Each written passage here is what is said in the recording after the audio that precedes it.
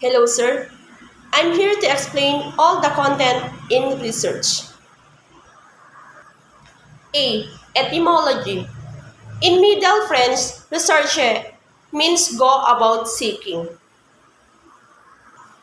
So, what is research?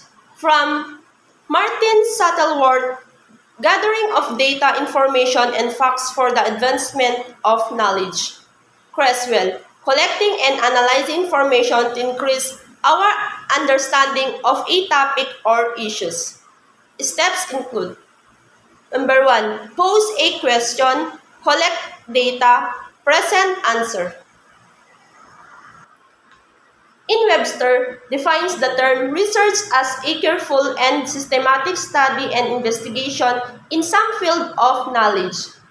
It is careful and systematic since a course of a action may only be known by first defining the condition that needs corrective measures followed by an analysis of its background and effects. Importance of research. First, a case for knowledge and understanding, an interesting and perhaps useful experience, a way to broaden the frontiers of knowledge, a way to improve quality of human life, a course for qualification, a career, an essential process for commercial success, and an ego boost for you.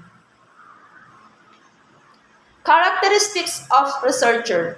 First, intellectual curiosity, producing healthy criticism, intellectual honesty. First, intellectual curiosity, reflective thinking or inquiry, getting information as to novelty or unusualness, seeking questions, constant reading, using experiences, creativeness, inventiveness, testing hypothesis. Number 2, prudence, conducting the study at the right time, at the right place, wisely, economically, efficiently, and doing the right thing at a right time. Healthy criticism, doubtful as to veracity of the result, truthfulness of the findings.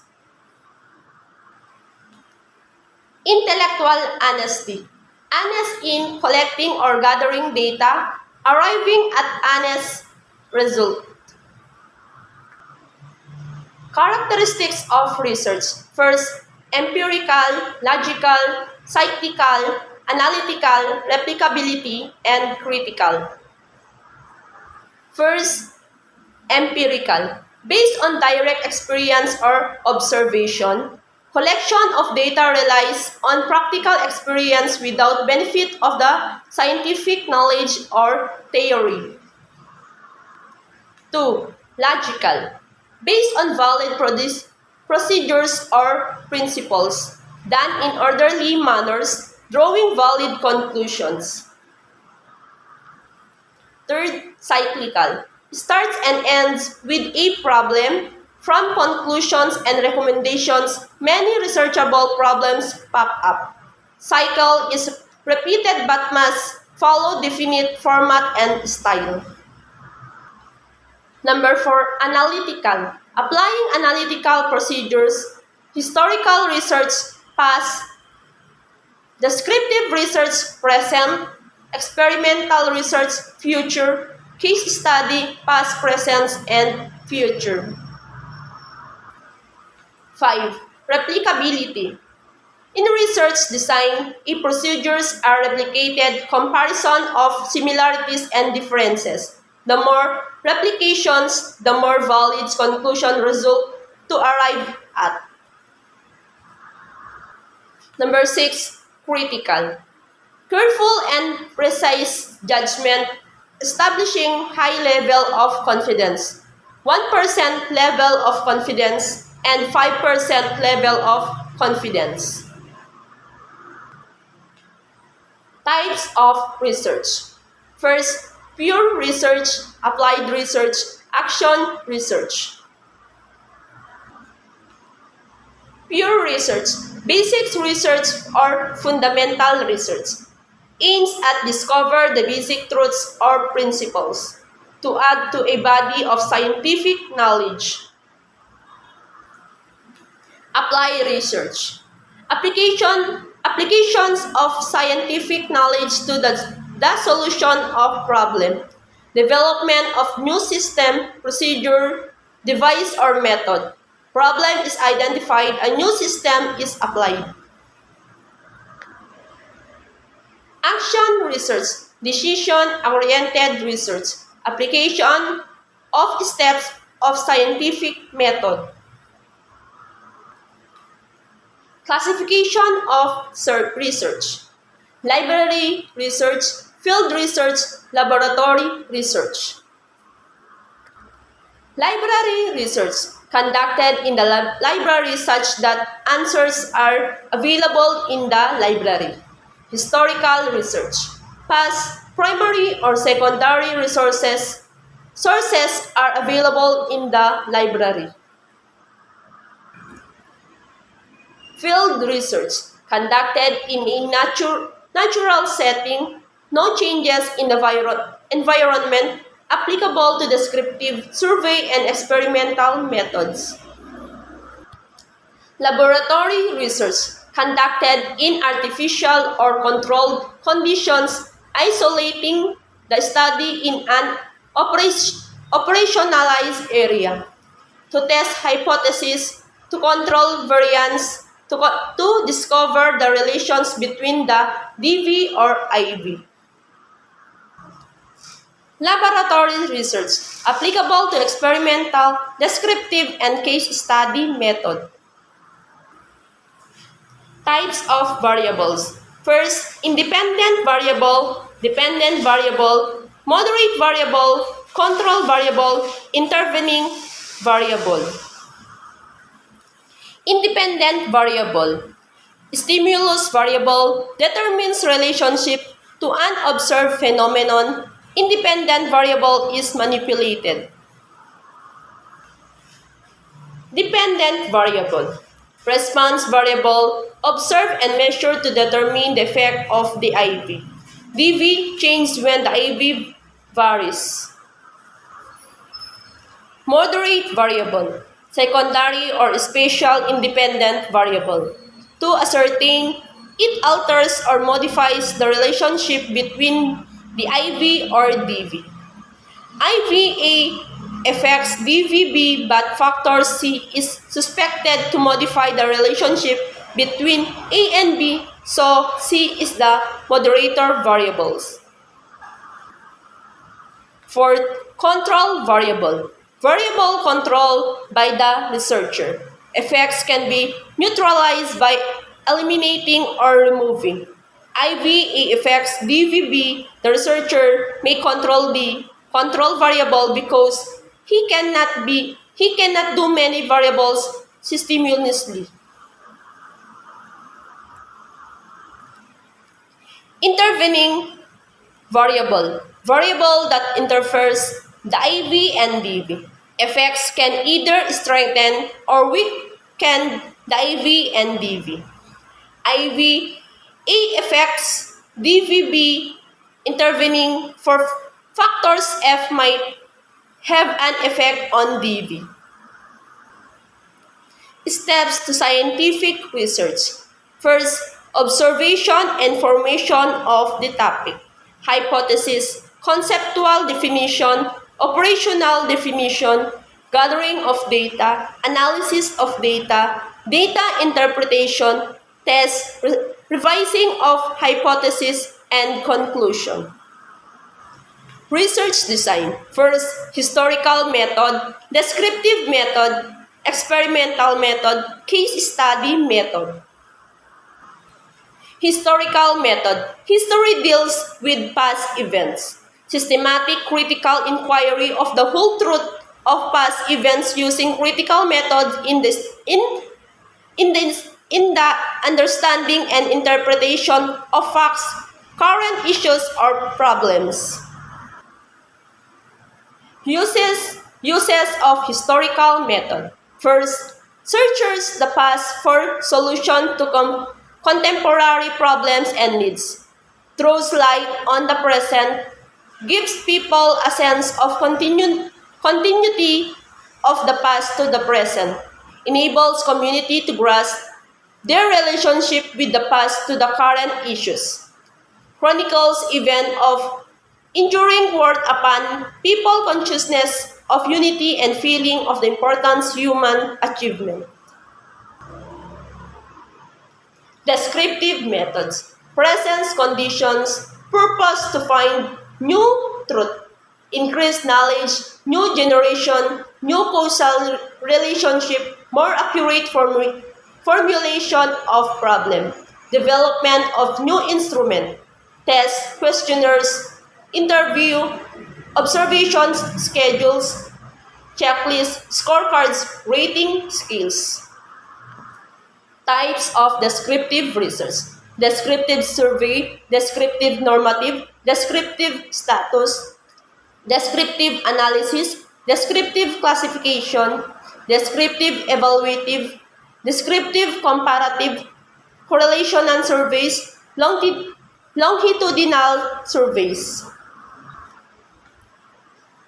Descriptive survey. Survey gathering of data regarding present conditions to prove the value of facts, to focus attention on important things. Questionnaire as gathering instrument. Psychological and social aspects of research, facts and influences. Descriptive normative. Normative ascertain the normal or typical conditions, comparing results of local tests with a national norm. Descriptive status. Answer question to the real facts relating to the existing conditions. Determines the prevailing conditions in a group of cases chosen for study. Stresses current conditions with an implication of the idea that things will change. Descriptive analysis. Determines and describes the nature of a thing by separating it into its parts. Determines the kind, quantity, proportions of parts that form a whole. Determines the composition, structure, substructure that occur as units within the larger structure. Descriptive classification. Natural sciences, specimens collected as classified from phylum to species. Descriptive evaluative. Appraises the worthiness of the current study, uses questionnaires to evaluate. Descriptive comparative. Considers two entities not manipulated and establishes a formal procedures for gathering criterion data as basis to compare and conclude which of the two is better. Correlative survey determines the relationship of two variables x or y, whether the relationship is perfect, very high, high mark, slight, or negligible. Perfect positive correlation with a value of 1.0 is seldom happen. Perfect negative correlation with a value of negative 1.0 is also rarely happen. Longitudinal surveys involves much time allotted for investigation of the same subjects as two or more points in time. Experimental method, problem-solving approach, describe what will happen when certain variables are controlled or manipulated. Natural sciences with limitations on fields of education, psychology, and sociology. Expected to reveal cause and effect relationships. Types of experimental method: single group design, parallel group design, counterbalance design, pretest passes group design, complete randomized design.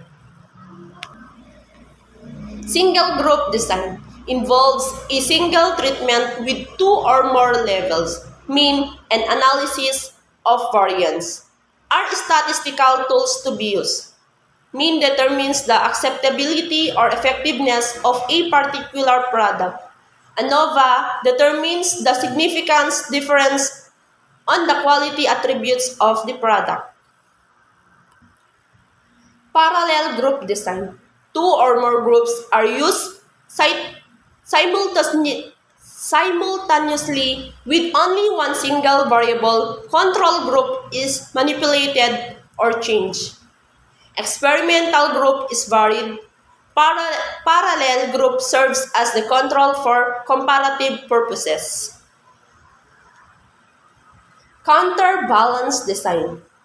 Quasi-experimental design, rotation design, involve an exchange or two or more treatment taken by the subjects during the experiment.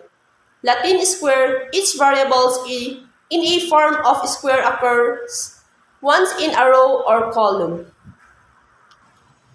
Pretest passes group design involves the experimental group and the control group carefully selected through randomization procedures.